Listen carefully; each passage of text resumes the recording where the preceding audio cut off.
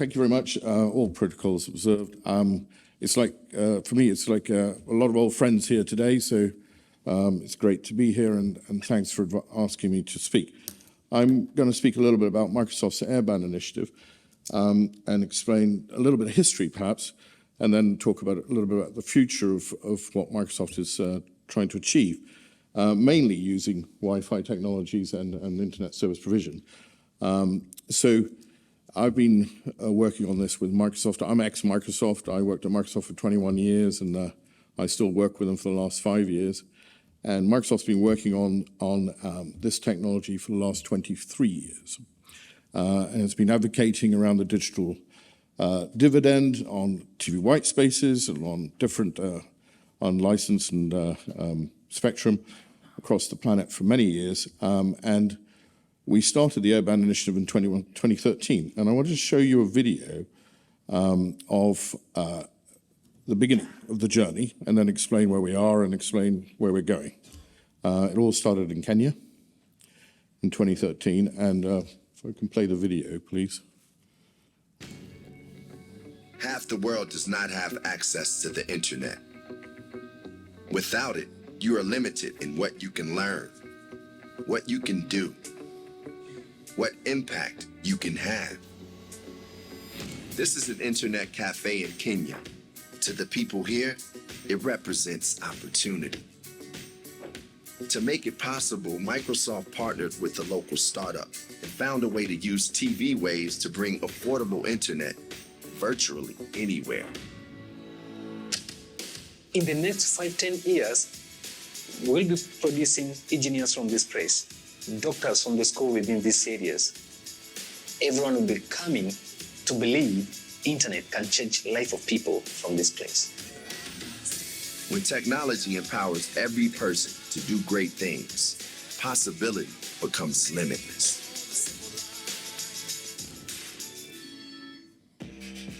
Here we go. Thank you. Sorry, back on some. There you go. So that's the beginning of the journey. We were looking at TV white spaces and with Mwingu in Kenya, and we were looking at an experiment to connect about 100,000 people. Since then, Satya visited that very same setup a couple of years later. When he was launching Windows 10, he thought, I'll go and check out this this TV white space and see what they're doing.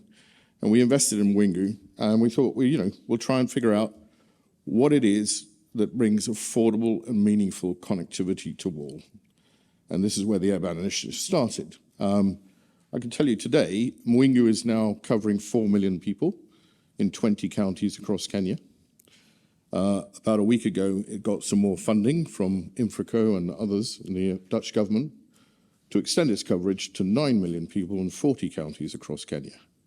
So as Airband initiative, it's one of the very first projects, but things are starting to scale with the Microsoft projects around the world. And I sort of bring back to the quote, Microsoft's mission is to empower every person and every organization on the planet to achieve more. And it's on the planet, so it's inclusive of everybody. So it's trying to find different ways to provide high-speed internet access as a fundamental right. That's our mission.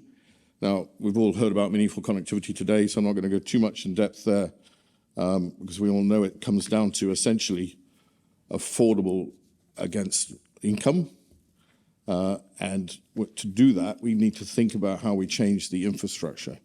And this is where, Wi-Fi and other technologies like TV white space come in.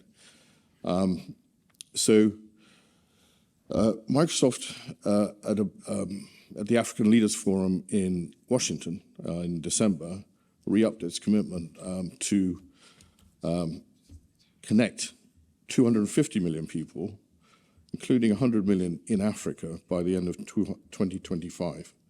So you can see a massive acceleration of what we're trying to achieve. And the way we're doing it is through digital infrastructure. So this is, data centers and cables and the basics of the internet.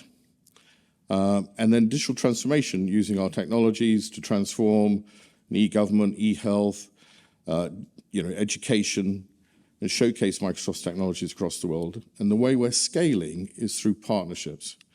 This is a very important point. We really look at our whole ecosystem is around partnerships. And what we try and build is skills to go into the local ecosystem to build partners so that the local economy thrives. For every $1 that Microsoft makes in Africa, the partners make $9, just so you know. That's our kind of system. And I want to go into some examples to give you an idea of some of the things that we're doing. And I'm just going to pick 2 or 3. So we announced a satellite partnership in December with Viasat to connect 5 million people across the planet. This is sort of looking at different technologies, and anything that is affordable and meaningful is what we're aiming for. Again, always ending with Wi-Fi at the end. I talked a bit about Mwingu. I'd like to focus just a little bit on M-Copper Solar. Earlier the discussion was a lot around devices and affordable access to devices. M-Copper and Microsoft have collaborated to create some secure software to enable pay-as-you-go on the mobile. Now, that's quite a complicated thing to do. You have to encrypt the hardware, you have to encrypt the software, and you have to encrypt the signal, and they all have to encrypt together, which is quite difficult, as you would appreciate. Anyway, so 2 years of work, new software. They are now shipping over 100,000 phones per month on the pay-as-you-go basis. That is enabling access to many more people to smartphone technology. Those are on the Samsung and Nokia phones. The other one is Elitha. Elitha in South Africa, our partners launched their network in November at AfricaCom.